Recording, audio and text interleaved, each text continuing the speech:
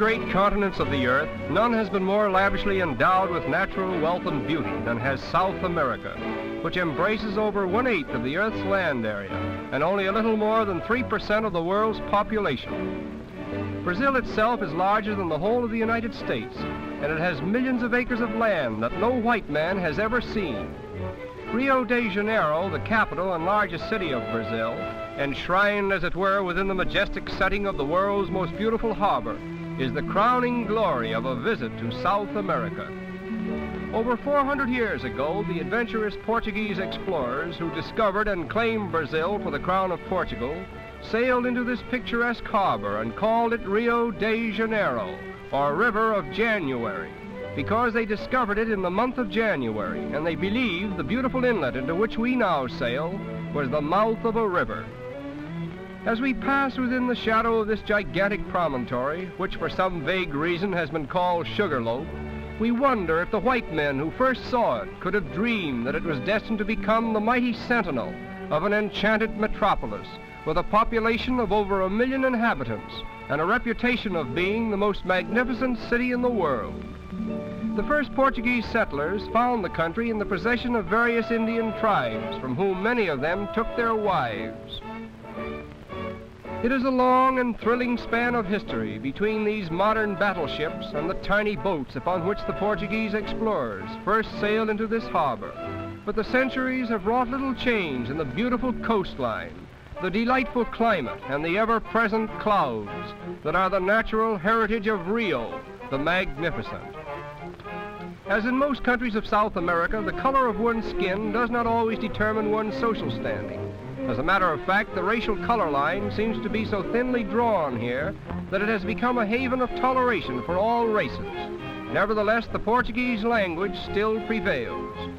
Among the beautiful boulevards of Rio, the Avenida Beira-Mar is the most picturesque, with its marble promenade encircling the waterfront for a distance of 5 miles. This palm-fringed canal is a reminder of the days when the Portuguese king removed his court to Rio and brought with him the seeds of the famous royal palms, which have since spread in picturesque profusion throughout the whole country. The period from 1902 to 1906 witnessed the wonderful transformation from the old to the new Rio, a comprehensive project so boldly conceived and so brilliantly executed that there is hardly a landmark of the old city to be seen in Rio today. Perhaps the most unique feature of the clean and spacious streets is the decorative mosaic work that adorns the sidewalks. Almost every block has a pavement with mosaic patterns so individual in design that one could almost find his way about the city by becoming familiar with them. A striking contrast between the dull and drab pavements that are so typical of most cities. Rio is not a manufacturing city. Therefore, foreign goods are sold in all the smart shops.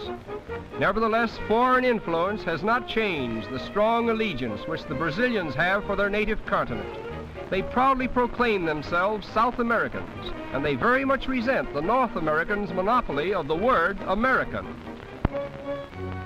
The marketplaces of Rio are animated by an infinite variety of tropical animals.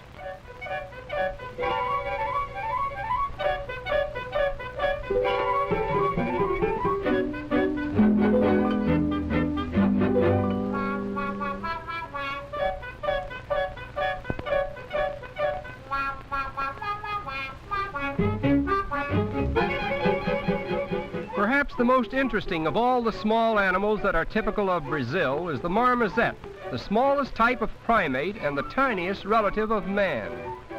The female of this species is usually more lovable and playful than the male. Although she is the smallest of monkeys, her maximum weight seldom exceeding 4 ounces, she is the only member of the primate family that regularly gives birth to triplets. Being one of the most tropical of animals, not one marmoset in 100 will live when removed from tropical zones. The Jockey Club of Rio is not only one of the finest equestrian clubs in the world, but is also the center of the city's social life, the outstanding feature of which dates back to 1808, when the King of Portugal, who was forced by Napoleon to abandon his country, arrived in Brazil and established his new court in Rio. Horse racing was enthusiastically sponsored by the royal family until the overthrow of the empire in 1889. And although the emperor no longer lends his regal splendor to the scene, the beauty of the setting makes it a never-to-be-forgotten sight. As a matter of fact, the colorful and romantic architecture of the stadiums, the vivacious and carefree spirit of the people, and the glorious scenery around the track appear to be worthy of more attention than the race itself. A few miles from Rio, one may see the first stages of a most unique occupation, the butterfly industry of Brazil. Strangely enough, the nets which are waved to and fro actually attract the beautiful silken creatures, even as moths are attracted by flame.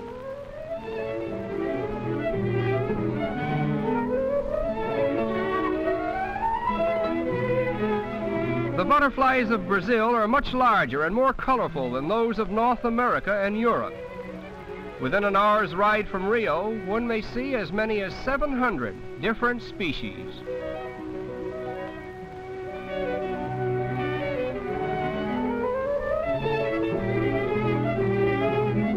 After the butterflies are caught, they are usually sold to small shops in the city, where their wings, at least, are immortalized by an art that was developed in Rio several years ago. A design is first painted on glass, and the delicate butterfly wings, which have been carefully assorted for the best colors, are cleverly worked into the design and held in place by adhesive tape. Another layer of glass is finally placed over the tape, and the wings, thus preserved, will hold their lifelike colors indefinitely. The completed articles range from chessboards to bonbon dishes and vanity cases. And needless to say, the predominating design in all of this work is none other than Sugarloaf, the center of attraction for all eyes that glory in the magnificence of Rio.